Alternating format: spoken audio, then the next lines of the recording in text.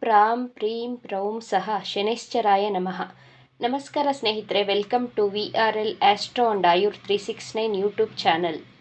ಯಾರೊಬ್ಬರ ವರ್ತಮಾನ ಸ್ಥಿತಿಯನ್ನು ನೋಡಿ ತಮಾಷೆ ಅವಮಾನ ಮಾಡಬೇಡಿ, ಏಕೆಂದರೆ ಸಮಯ ತುಂಬ ಶಕ್ತಿಶಾಲಿಯಾದದ್ದು.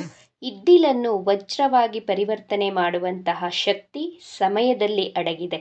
ಕುಂಭರಾಶಿಯವರ 90 ದಿನಗಳ ರಾಶಿ ಭವಿಷ್ಯದ ಬಗ್ಗೆ ನೋಡೋಣ.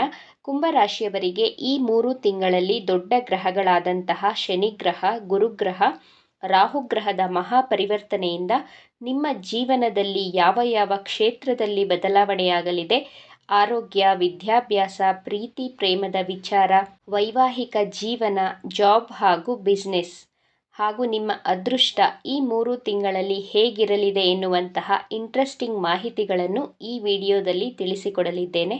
ಮೊದಲಿಗೆ ಕುಂಭರಾಶಿಯವರಿಗೆ ಗೋಚಾರದಲ್ಲಿ ಗ್ರಹಗಳ ಸ್ಥಿತಿಗತಿಗಳ ಬಗ್ಗೆ ನೋಡೋಣ. ನಿಮ್ಮ ರಾಶ್ಯಾಧಿಪತಿ ಶನಿಗ್ರಹ ದ್ವಿತೀಯ ಭಾವದಲ್ಲಿ, ಜೊತೆಗೆ ಶುಕ್ರಗ್ರಹ, ರಾಹುಗ್ರಹ, ಬುಧಗ್ರಹ, ಸೂರ್ಯಗ್ರಹಗಳು ಸ್ಥಿತವಾಗಿದೆ. ಚತುರ್ಥ ಭಾವದಲ್ಲಿ ಗುರುಗ್ರಹ, ಪಂಚಮ ಭಾವದಲ್ಲಿ ಮಂಗಳ ಗ್ರಹ, ಅಷ್ಟಮ ಭಾವದಲ್ಲಿ ಕೇತುಗ್ರಹ ಸ್ಥಿತವಾಗಿದೆ. ನಿಮಗೆ ಸಾಡೆ ಸಾತಿಯ 2ನೆಯ ಅಧ್ಯಾಯ ಸಂಪೂರ್ಣವಾಗಿ ಮುಕ್ತಾಯವಾಗಿ 3ನೆಯ ಅಧ್ಯಾಯ ಪ್ರಾರಂಭವಾಗಿದೆ. ಆದರೆ ಚಂದ್ರ ಅಂದರೆ ನಿಮ್ಮ ಮನಸ್ಸು, ಶನಿ ಅಂದರೆ ದುಃಖ. ನಿಮ್ಮ ಮನಸ್ಸಿನ ಮೇಲೆ ಇರುವಂತಹ ದುಃಖಗಳು 3ನೇ ಹಂತದ ಸಾಡೆ ಸಾತಿಯಲ್ಲಿ ಸಂಪೂರ್ಣವಾಗಿ ಕಡಿಮೆಯಾಗಲಿದೆ.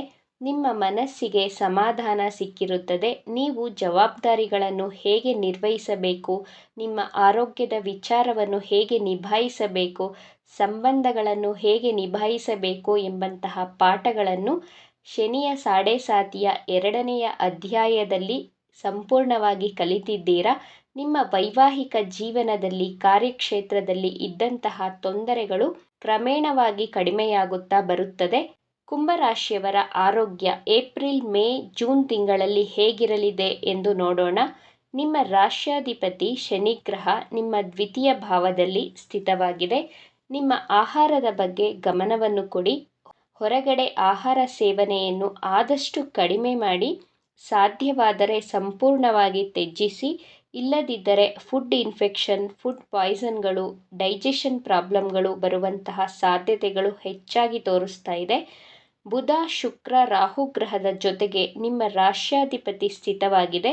ಡೆಂಟಲ್ ಇಶ್ಯೂಸ್ ಬರಬಹುದು. ಗಂಟಲಿಗೆ, ಬಾಯಿಗೆ ಸಂಬಂಧಿಸಿದಂತಹ ಆರೋಗ್ಯ ಸಮಸ್ಯೆಗಳು ಕಾಡುತ್ತವೆ. ಏಪ್ರಿಲ್ ತಿಂಗಳಿಂದ ಮಿಡ್ ಮೇವರೆಗೂ ತುಂಬ ಎಚ್ಚರಿಕೆ ಅಗತ್ಯ. ಮೇ 7ರ ನಂತರ ನಿಮ್ಮ ಆರೋಗ್ಯದಲ್ಲಿ ಚೇತರಿಕೆಯನ್ನು ಕಾಣಬಹುದು. ಮೇ, ಜೂನ್ ತಿಂಗಳಲ್ಲಿ ನಿಮ್ಮ ಇಮ್ಯುನಿಟಿ ಪವರ್ ತುಂಬ ಚೆನ್ನಾಗಿರುತ್ತದೆ. ಕುಂಭರಾಶಿ ವಿದ್ಯಾರ್ಥಿಗಳ ವಿದ್ಯಾಭ್ಯಾಸ ಈ 90 ದಿನಗಳಲ್ಲಿ ಹೇಗಿದೆ ಎಂದು ನೋಡೋಣ. ನಿಮ್ಮ ಪಂಚಮ ಭಾವದಲ್ಲಿ ಮಂಗಳ ಗ್ರಹ ಸ್ಥಿತವಾಗಿದೆ. ಪಂಚಮಾಧಿಪತಿ ದ್ವಿತೀಯ ಭಾವದಲ್ಲಿ ಸ್ಥಿತವಾಗಿದೆ. ಏಪ್ರಿಲ್ 14ರಂದು ಸೂರ್ಯಗ್ರಹ ತೃತೀಯ ಭಾವದಲ್ಲಿ ಗೋಚಾರ ಮಾಡಿದಾಗ ಗೌರ್ನಮೆಂಟ್ ಎಕ್ಸಾಮ್ಗೆ ಅಪ್ಲೈ ಮಾಡುವವರಿಗೆ ಎಕ್ಸಲೆಂಟ್ ಟೈಮ್. ಏಪ್ರಿಲ್ 14ರಿಂದ ಮೇ 14ರವರೆಗೂ ಹೊಸ ಕೋರ್ಸ್ಗಳಿಗೆ ಜಾಯಿನ್ ಆಗಬಹುದು. ನಿಮ್ಮ ಏಕಾಗ್ರತೆ, ಆತ್ಮವಿಶ್ವಾಸ ತುಂಬ ಚೆನ್ನಾಗಿರುತ್ತದೆ. ಏಪ್ರಿಲ್ ತಿಂಗಳಿಂದ ಮೇ ತಿಂಗಳ ಒಳಗೆ ಯಾವುದೇ ರೀತಿಯ ಗೌರ್ನಮೆಂಟ್ ರಿಲೇಟೆಡ್ ಎಕ್ಸಾಮ್ ಅಟೆಂಡ್ ಮಾಡಿದ್ದೇ ಆದಲ್ಲಿ ನೀವು ಸೆಲೆಕ್ಟ್ ಆಗುವುದು ನಿಶ್ಚಿತ, ಅನುಮಾನವೇ ಬೇಡ. ಜೂನ್ ತಿಂಗಳಲ್ಲಿಯೂ ವಿದ್ಯಾರ್ಥಿಗಳಿಗೆ ಸಮಯ ತುಂಬ ಚೆನ್ನಾಗಿರಲಿದೆ. ಆದರೆ ಬುಧನ ಜೊತೆ ಶುಕ್ರಗ್ರಹ, ರಾಹುಗ್ರಹ ಸ್ಥಿತವಾಗಿರುವುದರಿಂದ ಕಾಲೇಜು ವಿದ್ಯಾರ್ಥಿಗಳಿಗೆ ಪ್ರೀತಿ ಪ್ರೇಮದ ಕಡೆಗೆ ನಿಮ್ಮ ಮನಸ್ಸು ಡೈವರ್ಟ್ ಆಗಬಹುದು. ಇದನ್ನೆಲ್ಲ ಗಮನದಲ್ಲಿಟ್ಟುಕೊಂಡು ವಿದ್ಯಾಭ್ಯಾಸದ ಕಡೆ ಮಾತ್ರ ನಿಮ್ಮ ಗಮನವನ್ನು ಕೊಡಬೇಕು.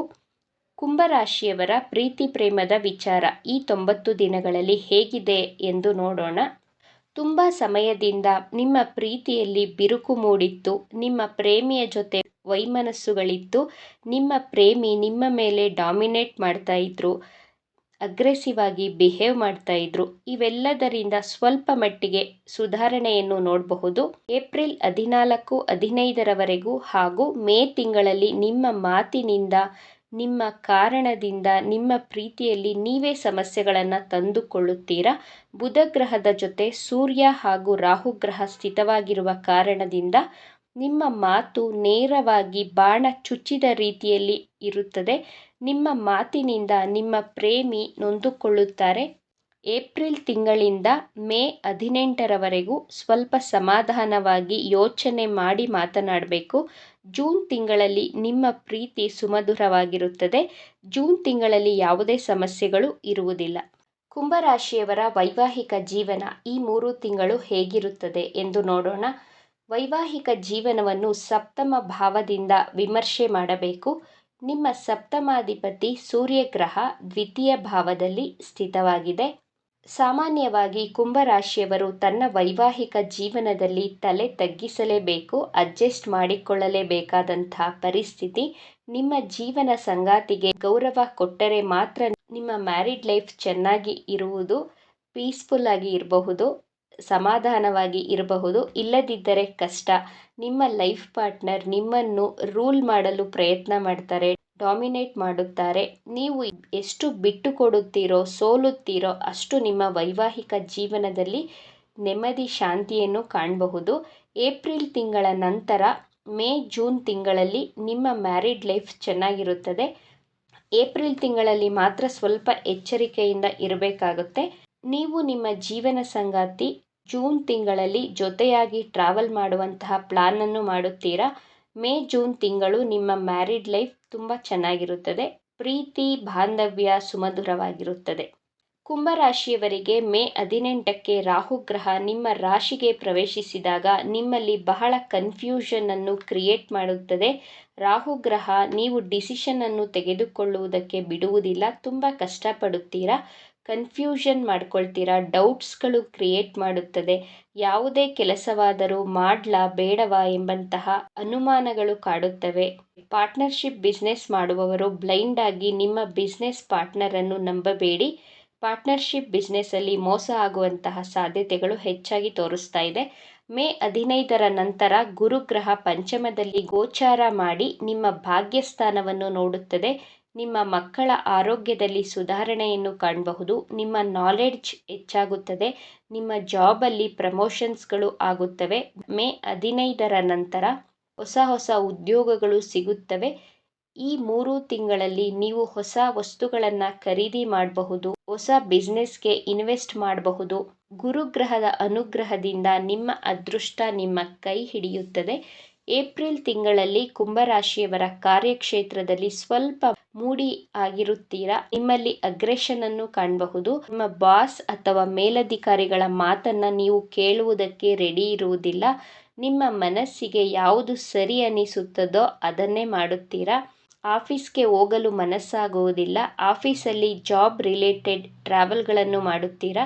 ಮೇ ಜೂನ್ ತಿಂಗಳಲ್ಲಿ ಫಾರಿನ್ ಟ್ರಾವೆಲ್ಗಳನ್ನು ಮಾಡುವಂತಹ ಯೋಗ ತೋರಿಸ್ತಾ ಇದೆ. MNC ಕಂಪನಿ, ಎಲೆಕ್ಟ್ರಿಕ್ ಫೀಲ್ಡಲ್ಲಿ, ಟೆಕ್ನಿಕಲ್ ಫೀಲ್ಡಲ್ಲಿ ಇರುವವರು, KEB ವರ್ಕ್ ಮಾಡುತ್ತಿರುವವರಿಗೆ ಮೇ ಹಾಗೂ ಜೂನ್ ತಿಂಗಳು ಗುಡ್ ಟೈಮ್. ಮೇ ಹಾಗೂ ಜೂನ್ ತಿಂಗಳಲ್ಲಿ ಜಾಬ್ ಚೇಂಜ್ ಮಾಡುವಂತಹ ಸಾಧ್ಯತೆಗಳು ಇದೆ. ಹೊಸ ಕಂಪನಿಗೆ ಜಾಯಿನ್ ಆಗ್ತೀರಾ. ಬಿಸ್ನೆಸ್ ಬಗ್ಗೆ ನೋಡೋಣ. ಈ 90 ದಿನಗಳಲ್ಲಿ ನಿಮ್ಮ ಸಪ್ತಮಾಧಿಪತಿ ಸೂರ್ಯಗ್ರಹ ಶುಭ ಸ್ಥಾನದಲ್ಲಿ ಸಂಚಾರ ಮಾಡುವುದರಿಂದ ನಿಮ್ಮ ಬಿಸ್ನೆಸ್ಸಲ್ಲಿ ಉತ್ತಮ ಧನಲಾಭವನ್ನು ನೋಡ್ತೀರಾ.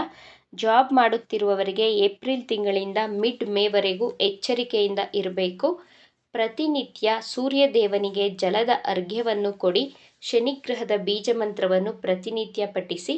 ಮಂತ್ರ ಹೀಗಿದೆ: ಓಂ ಪ್ರಾಂ ಪ್ರೀಂ ಪ್ರೌಂ ಸಹ ಶನೈಶ್ಚರಾಯ ನಮಃ. ಈ ಬೀಜ ಮಂತ್ರವನ್ನು ಪ್ರತಿನಿತ್ಯ 21 ಬಾರಿ ಪಠಿಸುತ್ತಾ ಬನ್ನಿ. ಎಲ್ಲವೂ ಶುಭವಾಗುತ್ತದೆ. ಈ ವಿಚಾರಗಳು ನಿಮಗೆ ಇಷ್ಟ ಆಗಿದೆ ಅಂತ ಭಾವಿಸ್ತಾ ಇದ್ದೇನೆ. ಇಷ್ಟ ಆಗಿದ್ದರೆ ನಮ್ಮ ಚಾನಲನ್ನು ತಪ್ಪದೇ ಸಬ್ಸ್ಕ್ರೈಬ್ ಮಾಡ್ಕೊಳ್ಳಿ. ಈ ವಿಡಿಯೋಗೆ ಒಂದು ಲೈಕ್ ಕೊಡೋದನ್ನು ಮರಿಬೇಡಿ. ಈ ವಿಡಿಯೋವನ್ನು ನಿಮ್ಮ ಫ್ರೆಂಡ್ಸ್ ಆ್ಯಂಡ್ ಫ್ಯಾಮಿಲಿ ಗ್ರೂಪಲ್ಲಿ ಹೆಚ್ಚು ಶೇರ್ ಮಾಡಿ. ನಿಮ್ಮ ಅಭಿಪ್ರಾಯಗಳನ್ನು ತಪ್ಪದೇ ಕಮೆಂಟ್ ಮಾಡಿ. Thank you friends.